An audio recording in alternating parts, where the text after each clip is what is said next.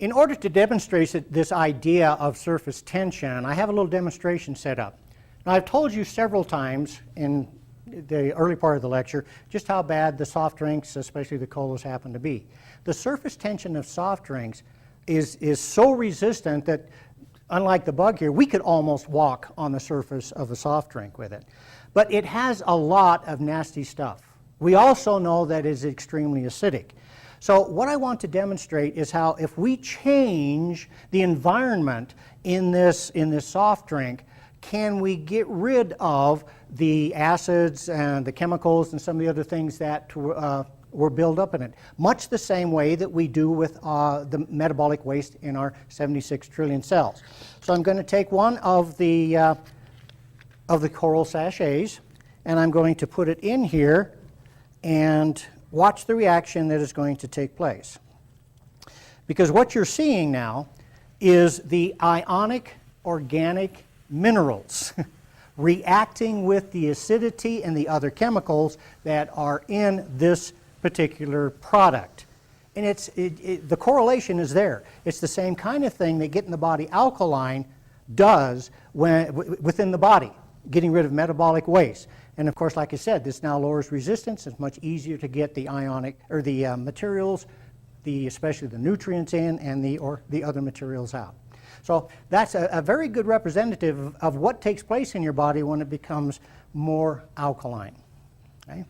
All right, let's go on a little bit. Because I talked about free radical damage. Well, there are 3 different levels of free radicals. 2 of them we've grown up with. Again, we've learned to work with them. There are chemical free radicals, the chemical reactions that take place within our body. There's digestive free radicals. Okay? And then there are the things that we are now being bombarded with that we call environmental. This also goes along with some of the foods and the additives that we have in there. So these are the different kinds of free radicals that we're dealing with. So what is a free radical?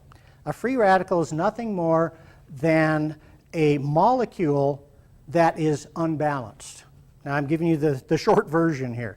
So on this side we have what we refer to as a molecule that's balanced. You see it has all of this little electrons there. Each one has a little pair. Our unbalanced one on this side isn't. Now, in a stronger molecule, it's going to try to steal an electron from this particular one to make itself balanced, very much like this. So as it steals this electron, okay, one side is now going to become balanced, but now the other side is imbalanced, and it has to go looking for an electron. This is almost like a small atomic explosion taking place within the cells of the body. Okay? Very detrimental. Now, what happens is that in the bloodstream, we can see this. On the left side over here, again, we have a nice picture of alkaline blood, okay? All nice, pretty little erythrocytes there. But when we have free radical damage taking place, in other words, we're stealing those electrons, it happens within the membrane, and I said it's just like little atomic explosions. It blows holes in the membrane of the cell.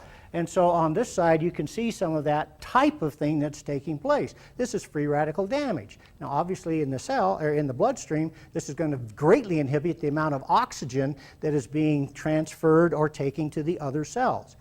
But blood cells don't have a nucleus. I mean, this is not good. But blood cells don't have a nucleus. The rest of your body's cells do. Now, this happens to be a skin cell, and you've all seen this in biology at one time or another. You see that this is a cell that is actually replicating, dividing.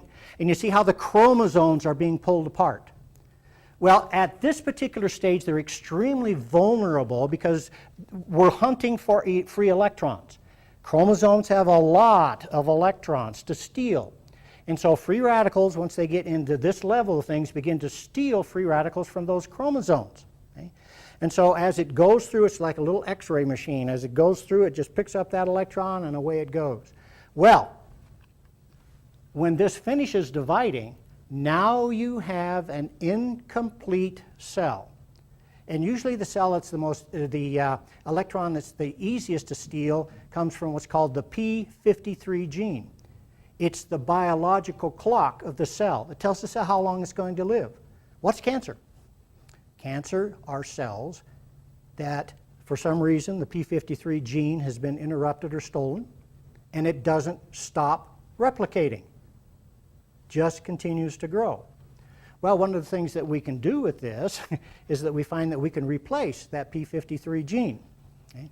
But when you're alkaline and you're taking in the ionic coral minerals, then the free radicals are being overcome so that this doesn't take place, or at least not as readily. They say that you face this type of condition about 10,000 times a week. So your body's immune system better be strong, and you better have a whole reservoir of antioxidants to fight this type of thing that takes place. So when you give antioxidants, what happens? Well, it really fights these free radicals in three ways. First of all, the antioxidants can actually set up a physical barrier so that the free radicals can't get to the surface or the membranes or the chromosomes within the cell. It actually blocks them from getting there. Now, another one is that most antioxidants actually carry extra electrons, if you will. And so it's kind of like, okay, free radical, here, I got a couple of extra electrons. Go ahead, just take a few. And of course, when you get the electron onto the free radical, it's no longer a free radical. The third thing that's interesting is, again, antioxidants, once the membranes or whatever are destroyed, can donate electrons and repairing material to those cells. So these are the three ways that antioxidants work. Now, as I said earlier, this is a reminder. Placing a sachet of ionic coral minerals into pure water, and I prefer distilled or reverse osmosis water, that's where you get the best benefit, releases billions, we think there's even trillions of free radical fighting antioxidants available for your body to use, building up a nice reservoir to fight those free radical damage problems. Okay? So,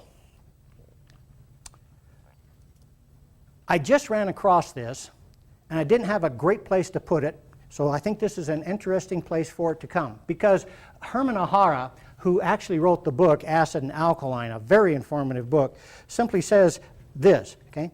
For every 100 milligrams of calcium in 100 milliliters of blood, there are 60 milligrams in crystal form. That means inorganic. And we do need that. We don't want everything ionic. And there are 40 milligrams of ionic organic in there. But here's where the real rub comes. When one gets sick, when you're extremely tired, or if you're extremely stressed out, this ratio changes. Because what happens is that the inorganic pretty much stays the same. But the ionic organic minerals begin to drop. And in the case of the calcium, it decreases to about 15 milligrams. So remember what I said earlier? We've got to take an infusion of ionic organic minerals constantly so that the body works the way that it should. And this is a great example of the way that stress is going to work on the body in order to decrease those alkalizing minerals. All right. So let's go back to our first premise when we were talking about the ionic coral minerals. Well, we like to put them into three forms. Again, the powdered form, the sachet form, and then we have the powder that goes into the capsules. Well, I've already said that my personal preference, and the one I use most for my clients, is in the sachet form for a variety of reasons, which I'll cover in just a moment.